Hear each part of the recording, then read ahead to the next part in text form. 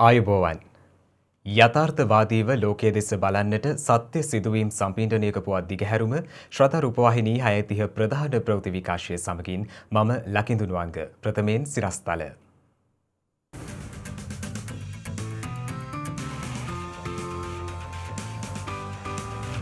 මෙරට සුවේ ලැබූ කොවිඩ් ආසාදිතින් සංඛ්‍යාව 25,000 ඉක්මවයි. මහර සිද්ධියේ පරීක්ෂණ අවසන් කළ මෘතදේහ 4ක් ආදාහනය කරන ලෙස අධිකරණයෙන් නියෝග. පාර්ක් ඇන්ඩ් රයිඩ් ප්‍රවාහන වැඩපිළිවෙල ජනවාරි 1 වනදා සිට. පාර ජම්බුල කිරණ කොවිඩ් වෛරසය විනාශ කරන බව පරීක්ෂණයකින් හෙළිවෙයි.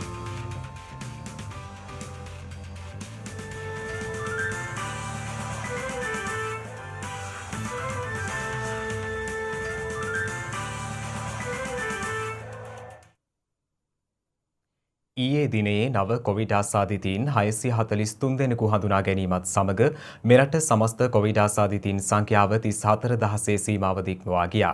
ඒ අනුව එම සංඛ්‍යාව දැක්වෙන්නේ 34121ක් ලෙසයි. ඊයේ හඳුනාගත් ආසාදිතයින් අතරින් වැඩිම සංඛ්‍යාවක් වාර්තා වන්නේ කොළඹ දිස්ත්‍රික්කයෙන්. ඊයේ හඳුනාගත් ආසාදිතයින් අතරින් දේශීය වශයෙන් ආසාදිතයින් 622 දෙනෙකු හඳුනාගෙන ඇති අතර අනෙක් ආසාදිතයින් 21 දෙනා විදේශ රටවල සිට දිවයිනට පැමිණ නිරෝධායනයට ලක්වෙමින් සිටි අයයි. දේශීය වශයෙන් හඳුනාගත් ආසාදිතයින්ගෙන් 68 දෙනෙකු බන්ධනාගාර ආශ්‍රිතව වාර්තා වී තිබුණා. ඒ අනුව මිනුවන්ගොඩ පැලියකොඩ සහ බන්ධනාගාර ආශ්‍රිත කොවිඩ් ආසාදිත පොකුර 30,459ක් දක්වා ඉහළ ගොස් ඇති බවයි රජයේ ප්‍රවෘත්ති දෙපාර්තමේන්තුව සඳහන් කළේ. ඊයේ දිනේත් වැඩිම ආසාදිතයින් වාර්තා වී තිබුණේ කොළඹ දිස්ත්‍රික්කයෙන් වන අතර එම සංඛ්‍යාව 309ක්. එම ආසාදිතයින් කොළඹ දිස්ත්‍රික්කයේ ප්‍රදේශ 33ක් ආශ්‍රිතවයි හඳුනාගෙන ඇත්තේ. කළුතර දිස්ත්‍රික්කයෙන් ආසාදිතයින් 119 දෙනෙකු සහ ගම්පහ දිස්ත්‍රික්කයෙන් ආසාදිතයින් 104 දෙනෙකු වශයෙන් ඊයේ දිනේදී ආසාදිතයින් හඳුනාගෙන තිබුණා. ගාල්ල දිස්ත්‍රික්කයෙන් හඳුනාගත් ආසාදිතයින් සංඛ්‍යාව 28ක්.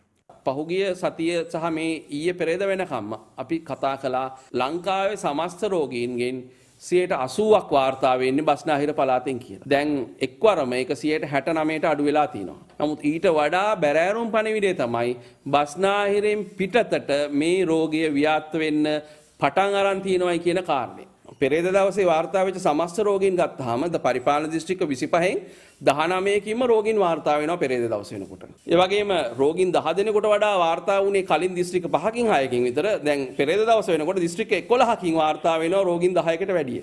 මේ හැම එකකින්ම කියවෙන පණිවිඩය තමයි බස්නාහිරින් පිටතට අනිකුත් අවදානම අඩු වෙලා තිබිච්ච තැන්වලට රෝගයේ යම් යම් ප්‍රමාණයන් ගමන් කරමින් තියෙන උපපුකුරු නිර්මාණය වෙමින් තියෙනවා. මේ අතර ඊයේ දිනේ තවත් කොවිඩ් ආසාදිත මරණ 3ක් වාර්තා වී තිබෙනවා. එලෙස මියගොස් ඇත්තේ 85 සහ 84 හැවිරිදි පිරිමි පුද්ගලින් 2 දෙනෙක් සහ වයස අවුරුදු 60ක් වන කාන්තාවක් වන බවයි රජයේ ප්‍රවෘත්ති දෙපාර්තමේන්තුව සඳහන් කළේ. එම මරණවලට හේතුව ලෙස දැක්වෙන්නේ කොවිඩ් සමග ඇති වූ නියුමෝනියා තත්ත්වයයි. ඒ අනුව මෙරටින් වාර්තා වන කොවිඩ් මරණ සංඛ්‍යාව 157ක් දක්වා ඉහළ ගියා. මේ අතර බියගම ආයෝජන කලාපයෙන්ද ඊයේ දිනේදී කොවිඩ් ආසාදිතින් 17 දෙනෙකු හඳුනාගෙන ඇති බව ප්‍රදේශීය භාර සෞඛ්‍ය වෛද්‍ය නිලධාරීවරයා සඳහන් කළා. එමෙන්ම කොවිඩ් වෛරස ව්‍යාප්තිය හේතුවෙන් තාවකාලිකව වසා දමා තිබූ පෑලියගොඩ මත්ස්‍ය වෙළඳ සංකීර්ණය සෞඛ්‍ය මාර්ගෝපදේශයන්ට අනුකූලව සීමිත තොග වෙළඳ කටයුතු සඳහා අදාළියම සිට විවෘත කිරීමටයි පියවර ගැනුණේ. මේ අතර මහනුවර මහරෝහලෙන් තවත් කොවිඩ්-19 ආසාදිතයෙකු හඳුනාගෙන තිබෙනවා. රෝහල් කාර්යමණ්ඩල සමාජිකයෙකුටද කොවිඩ් වෛරසය ආසාදනය වී ඇති බවයි රෝහල් අධ්‍යක්ෂිකා වෛද්‍ය ඉරේෂා ප්‍රනාන්දු මහත්මිය සඳහන් කළේ.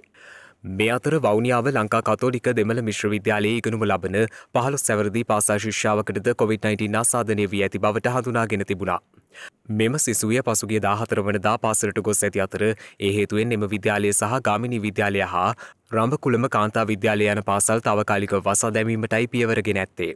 එමෙන්ම ඇය පදිංචි වවුනියාව කට්කුලි පළමු හරස් වීදියටද සංචරණ සීමා පැනවීමට පියවරගෙන තිබුණා. මේ අතර නැගෙනහිර කොළඹ මූලික රෝහලේ ප්‍රතිකාර ලබමින් සිටි කොවිඩ්-19 ආසාදිත මවක් ඊයේ දිනේදී නියුන් දරුවන් බිහි කර තිබෙනවා. එය මෙරට කොවිඩ් ආසාදිත මවක් විසින් නියුන් දරු උපතක් සිදු කළ දෙවන අවස්ථාවයි.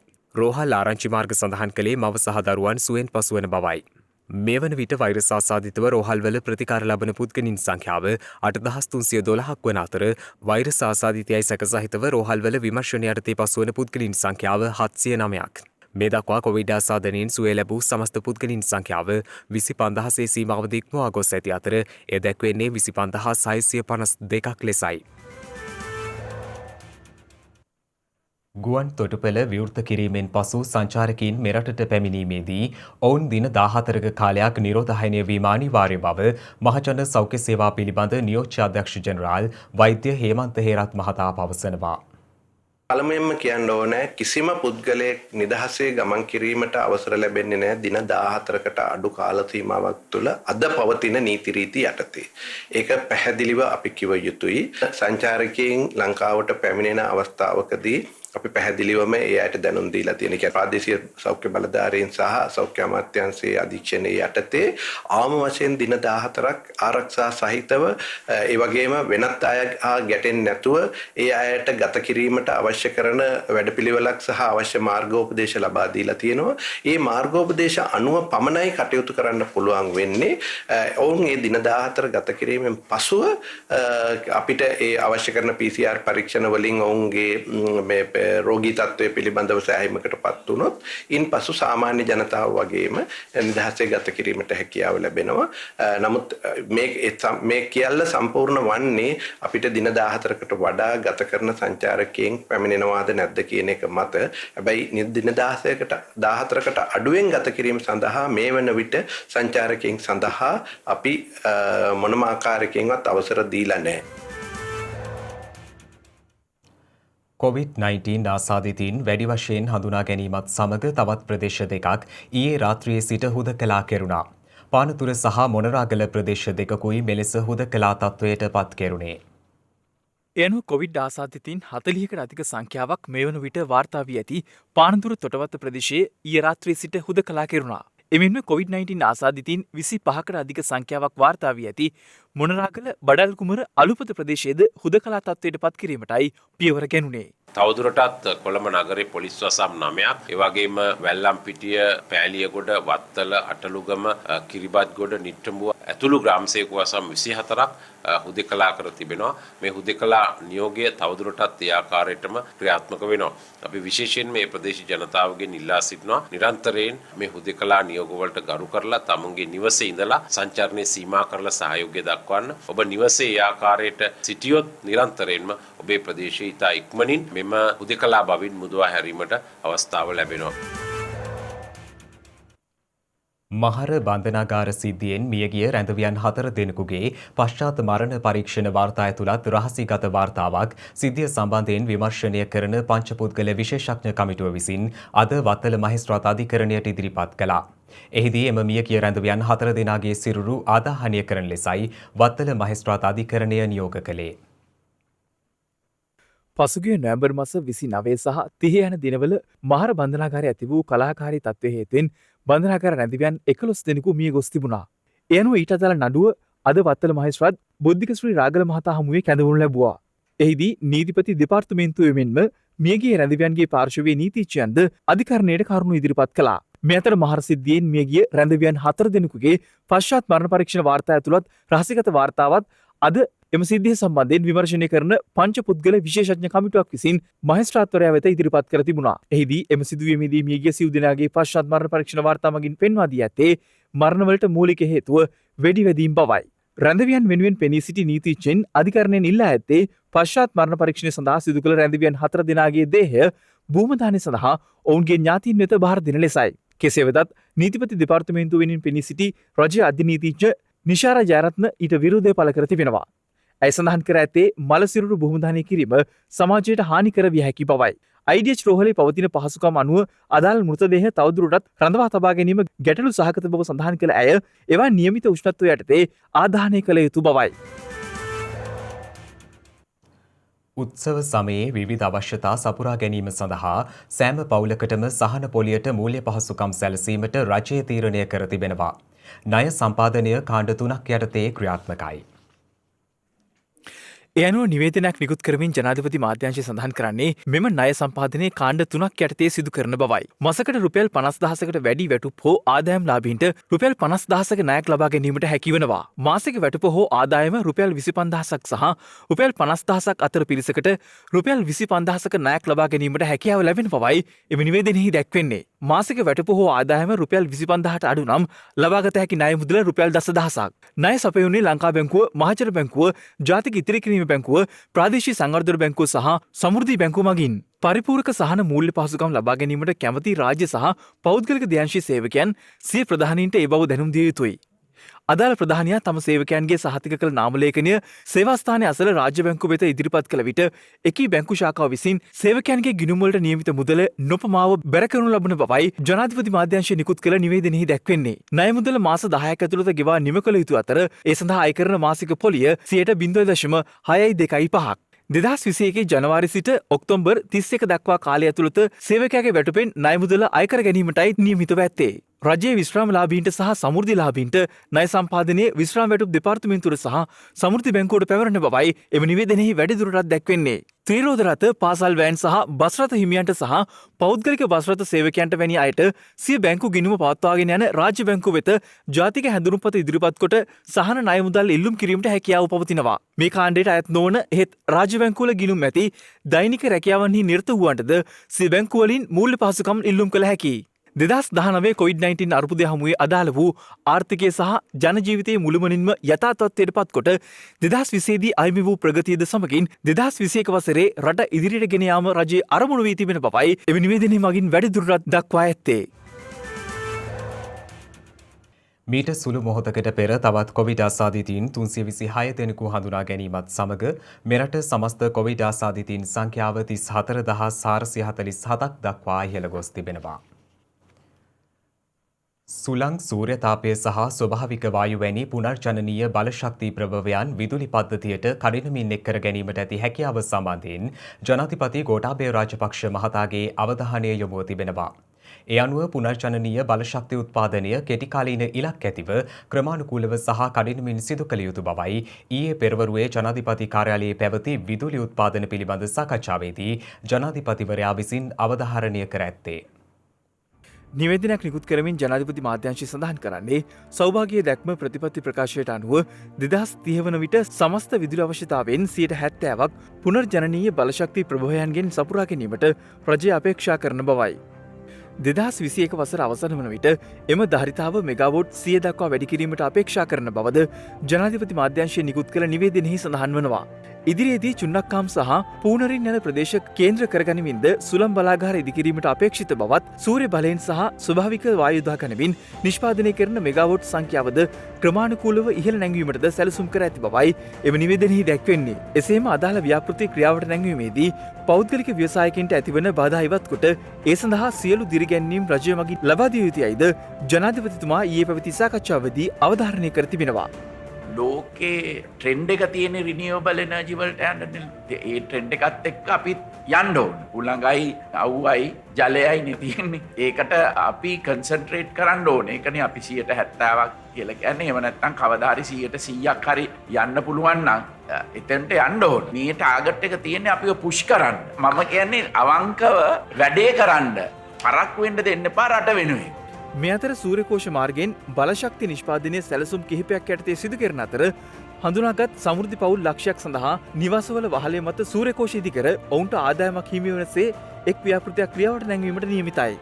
ඒ සඳහා නිවසකට වැය වන රුපියල් ලක්ෂ 8ක මුදල රජයෙන් දැරිය යුතු බව ජනාධිපතිතුමා එම සාකච්ඡාවේදී නිලධාරීන්ට උපදෙස් ලබා දී තිබෙනවා. පාක් ඇන් රයිට් නව ප්‍රවාහන වැඩසටහන ලබන වසරේ ජනවාරි 1 වනදා සිට ක්‍රියාත්මක කිරීමට බලාපොරොත්තු වන බව ප්‍රවාහන රාජ්‍ය අමාත්‍ය දිලු මමුණුගම මහතා පවසනවා. ඒ අනුව ඕනෑම පුද්ගලයෙකුට පාක් ඇන් රයිට් වැඩසටහන ක්‍රියාත්මක වන ඕනෑම ස්ථානයක වාහන ගාල් කර තමාගේ අවශ්‍යතාවය ඉටු කර ගැනීම සඳහා එම ස්ථානයේ සිට ප්‍රවාහන පහසුකම් ලබා ගැනීමේ හැකියාව සැලසෙනවා. ඒ අනුව මේ පිළිබඳව සොයා බැලීම සඳහා රාජ්‍ය අමාත්‍ය දිලු මමුණුගම මහතා අද මාකුඹුර බහුවිධ ප්‍රවාහන මධ්‍යස්ථානයේ නිරීක්ෂණ චාරිකාවක නිරත වුණා. ඒ අනුව මාකුඹුර බහුවිධ ප්‍රවාහන මධ්‍යස්ථානයට අතිරේකව නාවින්න තලංකව සහ නුගේගොඩ ශ්‍රී ලංකා ගමනාගමන මණ්ඩලයේ බස් රථ ගාල් කරන ස්ථාන මගින්ද මෙම වැඩසටහන ක්‍රියාත්මක කිරීමට නියමිතයි. සුකෝපභෝගී බස් රථ සේවයක් තමන්ගේ මෝටර රථේ යතුරු පැදිය ත්‍රිරෝධරිය මේ ස්ථානයේ නතර කරලා මේ බස් රථයට නැගලා නගරයට ගිහිල්ලා තමන්ගේ රාජකාරී කරගෙන අවත සුව පහසුව ඇතුව මේ ස්ථානයට ඇවිල්ලා තමන්ගේ ගමට යන එක තමන්ගේ රථේ යෑම තමයි මේකේ අරමුණ වෙලා තියෙන්නේ. මුල් මාසයක් විතර අපි තගාල් කිරීම සඳහා මුදල් අය කරන්නේ නැහැ ප්‍රොමෝෂන් එකක් හැටියට. වායු සමනය කරන ලද සුකෝපභෝගී බස් රථ AC බස් රථවල අය කරන ගාස්තුවයි අය කරන්නේ. විනාඩි 15කට සැරයක් එක බස් රථයක් ඒ කියන මාර්ගය හරහා දෙයතටම ධාවනය සිද්ධ වෙනවා. සාමාන්‍ය ප්‍රවාහනය පාවිච්චි කිරීමට අකමැති අය ඒ රථ භාවිතා කරලා නගරයට යන එක වම කිරීම තමයි අරමුණ වෙලා තියෙන්නේ. ජනතාවට සුවපහසු සේවය සැපයීම තව අරමුණක්. කොළඹ නගරයේ තියෙන පරිසර දූෂණය අඩු කිරීම තව අරමුණක්. කොළඹ නගරයෙන් අපි ආරම්භ කරලා මේ වසර අවසාන වෙනකොට අපි දිවයින පුරා මේ සේවය ව්‍යාප්ත කරන්න බලාපොරොත්තු වෙනවා. විශේෂයෙන්ම නාගරිකව ග්‍රාමීයව මේ සේවය අපි ධාවනය කරන්න බලාපොරොත්තු වෙන්නේ නැහැ. දුක්ඛිත ජීවිත පරිච්ඡේද අතර සුන්දර ජීවිත කෘතියක් ලියා සිය ජීවිත ගමන වෙනස් කරගත් කෙනෙක් පිළිබඳවයි මේ කියන්න යන්නේ. ඇගේ වචන ගැලපුම් අතර වටිනා ආදර්ශ ගණනාවක් සැඟව තිබෙනවා. ඇය බේබි හෙල්ඩර්. ඉපදුනේ ඉන්දියාවේ කාශ්මීරයේ. ඒත් ඇගේ කුඩා කාලය ගෙවුනේ දුක්ඛිත ජීවිත සංසිතීන් එක්ක. ඇගේ පියා කාශ්මීරය අතහැර සිය පවුල සමග බොහෝ දුර ගෙවා බටහිර බෙන්ගාලයේ කර්කශ දුර්ගාපූර්වෙට ආවා. ඒ කාලයේදීම බේබි හෙල්ඩර්ගේ මව මිය ගියා. ඒ ඇයට අවුරුදු 4ක් වෙද්දී. ඒ නිසාම ඇයට මුහුණ දෙන්න සිදුවුණේ නොසිතූ සිදුවීම් පෙළකට. ඇගේ පියා නිතරම ඇයට පහර දුන් අතර සමහර විටක ඔහු ඇයව නිරාහාරව තැබුවා. බේබි හෙල්ඩර්ට වයසවුරුදු 13ක් වන විටම ඇගේ පාසල් ගමන නවතා දමන්නට සිදුවන්නේ ඇයට විවාහවීමට සිදුවීම නිසා. එහෙත් ඇගේ පවුල් ජීවිතය සුන්දර වූවක් බවට පත්වුණේ නැහැ. පවුල් ජීවිතය හරියාකාරව ගත කරන්න ස්වාමි පුරුෂයාගෙන් කිසිදු උපකාරයක්ද ඇයට ලැබුණේ නැහැ. නමුත් දරුවන් දෙදෙනෙකුද ඒ වෙනකොට ඇයට සිටියා. ඒත් ගෙදර වියදම සොයාගන්නත් ඇයට අපහසු වුණා. ඒ නිසාම තම පොඩි දරුවා ඇකේටගත් ඇය අසල්වැසි නිවාසවල මෙහෙකාර සේවය කළේ ඉන් අනතුරුවයි. ඒත් මේ පීඩාවන් ඉවසිය නොහැකි තැන ඇය දුම්රියක නැගී දිල්ලිය වෙත ළඟා වුණා. දිල්ලියේදීත් ඇය නිවෙස් වෙත මෙහෙකාරයක් ලෙස සේවයට එක්වුණත් එහිදී ඇයට ලැබුණේ අමිහිරි අත්දැකීම්. ඒත් විවිධ තැන්වල රැකියාව කළ ඇයට අවසානයේදී සුදුසුම තැනක් නැතිනම් ඇගේ ජීවිතය වෙනස් කළ තැනක් හමු වුණා. මහාචාර්යවරයෙකුගේ නිවසකයි ඇය ඒ විදියට සේවයට ගියේ. දින කිහිපයක් ගතවන විට තම අලුත් මෙහෙකාරිය බොහෝ වේලාවක් සිය පොත් රාක්කයස්සල ගැවසමින් පොත් පිසදමමින් ඒ දෙස ආශාවෙන් බලා සිටින ආකාරය මේ මහාචාර්යවරයාගේ නෙත ගැටෙනවා. ඒ නිසාම මේ මහාචාර්යවරයා ඇය අතට වටිනා පොත් ලබා දුන්නා. ඇය ඒව බොහොම ආසාවෙන් කියෙව්වා. සමහර දිනවල හෙල්ඩර්ගේ යටගිය වේදනාත්මක කතාවලට මේ මහාචාර්යවරයා සවන් දුන්නා. එක් දිනක් ඔහු ඇය අතට පෑනක් සහ පොතක් දී සිය වේදනාව ඇගේ බසවන බෙන්ගාලි භාෂාවෙන් එහි සටහන් කරන ලෙස ඉල්ලා සිටියා. ඉතින් දැන් බේබි හෙල්ඩර්ට තවත් රාජකාරියක් තිබෙනවා. ඇය තමන්ගේ වැඩ රාජකාරි අතරතුර මතක් වෙන දේවල් එහෙමත් නැත්නම් වේදනාත්මක අතීතය අපූරුවට වචනවලට ගැලපුවා. ඇගේ වේදනාබර අතීතයේ සනිටුහන් වූ කඳුළු මේ සෑම වචන ගැලපීමකම වේදනාවෙන් සටහන් වුණා. කඳුළු මත විනිවිද පෙනෙන අකුරු ඇතැම් විට බොඳව ගියා. එක් දිනක් ඇය සිය සටහන් පොත මහාචාර්යවරයාගේ අතට ලබා දුන් විට එය කියවා මහාචාර්යවරයා විශ්මයට පත් වුණා. ඒ අකුරු සහ වචන ගැලපුම් පරිණත රචකයෙකුගේ සටහන් මෙන් වුණා. ඒ ආකෘතිය මෙන්ම අන්තර්ගතයේද සිත් ඇදගන්නා සුළු වුණා. ඒ නිසාම මේ මහාචාර්යවරයා මේ සටහන් පෙළ සිය විශ්වවිද්‍යාල ආචාර්යවරුන්ට කියවන්නට සැලැස්සුවා. එය අනර්ගයි සියලු දෙනාම කිව්වා. ඉතින් මහාචාර්යවරයා ඇගේ බෙන්ගාලි සටහන් හින්දි බසට පරිවර්තනය කර ඊට මෙසේ නම් තැබුවා. අඳුර සහ ආලෝකය. එවිට බේබි හෙල්ඩර්ගේ වයස අවුරුදු 25ක්. දැන් ඇගේ වයස අවුරුදු 47ක්. ඇගේ අඳුර සහ ආලෝකය මේ වන විට භාෂා 23කට පරිවර්තනය කර ඇති අතර ලෝක ප්‍රසිද්ධ පෙන්ගුයින් පොත් සමාගම එහි ඉංග්‍රීසි පරිවර්තනයද සිදු කර තිබෙනවා.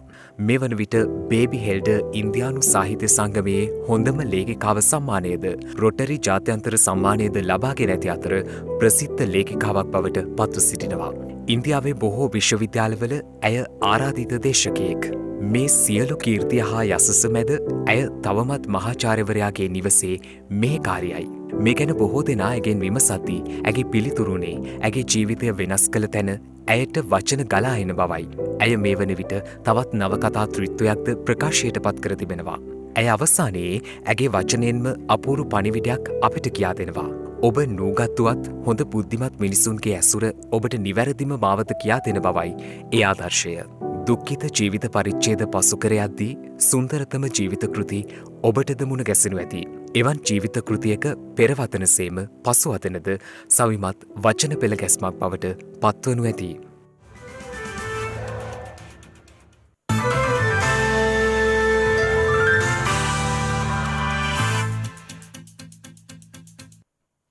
අවධානය විදෙස් පුවත් වෙත.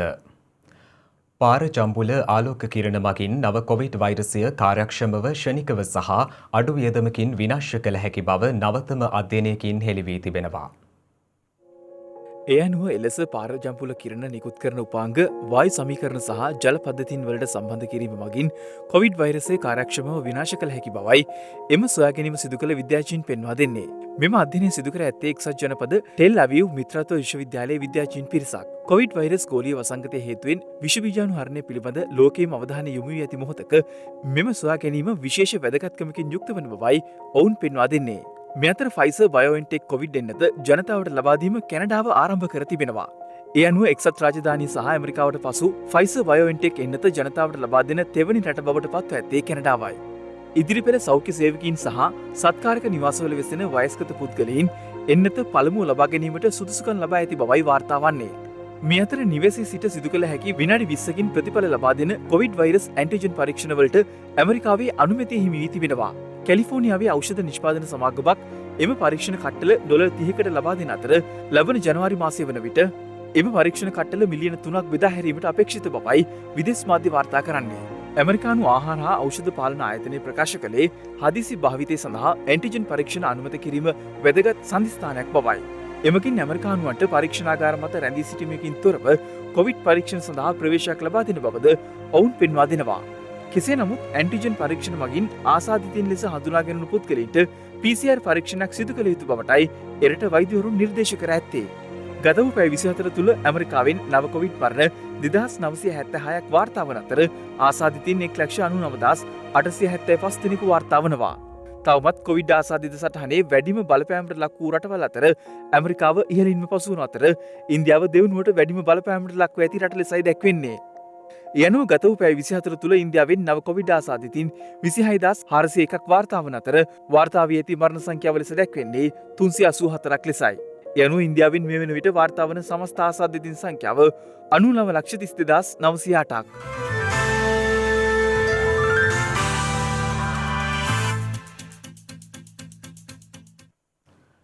පළමු වරට සංවිධානය කළ ලංකා ප්‍රීමියර් ලීග් පන්දුවාර 20 අවසන් මහා තරගය තව සුළු මොහොතකින් ආරම්භ වනවා. ඒ සූරියවැව මහින්ද රාජපක්ෂ ජාත්‍යන්තර ක්‍රීඩාංගණයේදී. My 11 Circle Lanka Premier League 2020. Win together. ලෝක ක්‍රිකට් පිටියම ලීග් ක්‍රිකට් ආකෘතියෙන් වෙලාගෙන ඇති මොහොතකදී වසර ගණනාවක උත්සාහයේ ප්‍රතිඵලයක් ලෙස ලංකා ප්‍රීමියර් ලීග් පන්දුවාර 20 ක්‍රිකට් තරඟාවලිය කල එළි බසිනවා. කොවිඩ් වසංගත අභියෝගයේ හමුවේ දැඩි සෞඛ්‍ය ආරක්ෂිත ක්‍රමවේදයන් යටතේ සූරියවැව මහින්ද රාජපක්ෂ ක්‍රීඩාංගණයේදී කණ්ඩායම් 5කින් සමන්විතව ලංකා ප්‍රීමියර් ලීග් තරඟාවලිය ආරම්භුනේ පසුගිය 26 වනදායි. එතැන් සිට දින 16ක් පුරා දිගහැරුණු ලංකා ප්‍රීමියර් ලීග් තරඟාවලියේ මූලික වටේ තරඟවලදී කොළඹ කිංස්, දඹුල්ල වයිකින්ස්, ජැෆ්නා ස්ටෑලියන්ස් සහ ගෝල් ග්ලැඩියේටර්ස් අවසන් පූර්ව වටේට පිවිසුණා. ඒ කැන්ඩි ටස්කර්ස් කණ්ඩායම පළමු වටයෙන්ම පරාජය කරමින්. ඒ අනුව ලංකා ප්‍රීමියර් ලීග් පන්දුවාර 20 තරඟාවලියේ අවසන් මහා තරඟය අද රාත්‍රියේ ගෝල් ග්ලැඩියේටර්ස් පිළ සහ ජැෆ්නා ස්ටෑලියන්ස් කණ්ඩායම අතර පැවැත්වෙනවා. ආරම්භයේදී පසුබෑමකට ලක්වුවද අවසන් පූර්ව වටයේදී ප්‍රබල කොළඹ කිංස් පිළ පරදවා අවසන් මහා තරගයට සුදුසුකම් ලබන්නට ගෝල් ග්ලැඩියේටර්ස් පිළ සමත් වුණා. කණ්ඩායමේ නිත්‍ය නායක ෂහීඩ් අෆ්රිඩි තරඟාවලියෙන් නික්මීම හේතුවෙන් ග්ලැඩියේටර්ස් පිළ මෙහෙවන්නේ බානුක රාජපක්ෂ විසින්. එමෙන්ම ජැෆ්නා ස්ටෑලියන්ස් කණ්ඩායමට නායකත්වය ලබා දෙන්නේ තිසර පෙරේරායි. ලංකා ප්‍රීමියර් ලීග් ක්‍රිකට් තරඟාවලියේ කුසලානය ගෝල් ග්ලැඩියේටර්ස් සහ ජැෆ්නා ස්ටෑලියන්ස් අතර හිමිවන්නේ කාටද යන්න පිළිබඳව ලෝපුරා සියලු ක්‍රීඩාලෝලින්ගේ අවධානය යොමු තිබෙනවා. දිනක සටහන් නිමවන්නට මත්තෙන් හෙට දවසේ වැදගත්කම ගැනයි මේ අවධානය.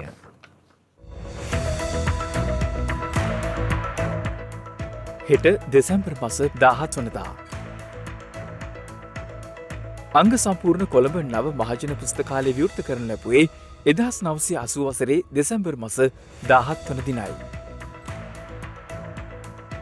එච්.එස්. පෙරේරා මහතාගේ කර්තෘත්වයෙන් යුතුව දිනමින ජාතික පුවත්පත ආරම්භ කර ඇත්තේ 1909 වසරේ දෙසැම්බර් මස 17 වන දිනයි. ලොව පහළ වූ අසමසම සංගීතවේදියා මෙන්ම සම්භාව්‍ය සංගීතයෙහි වඩාත් ජනප්‍රිය සහ විශිෂ්ට සංගීත නිර්මාපකයෙකු වන ලුඩ්විග් වෑන් බීතෝවන් උපත ලබා ඇත්තේ 1770 දෙසැම්බර් මස 17 වන දිනයි. ඔහුගේ විශේෂත්වය වන්නේ ඔහු බෙහෙරි පුද්ගලයෙකු වීමයි.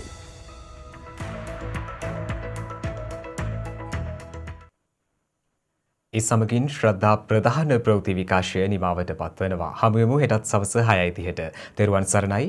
නමෝ බුද්ධාය.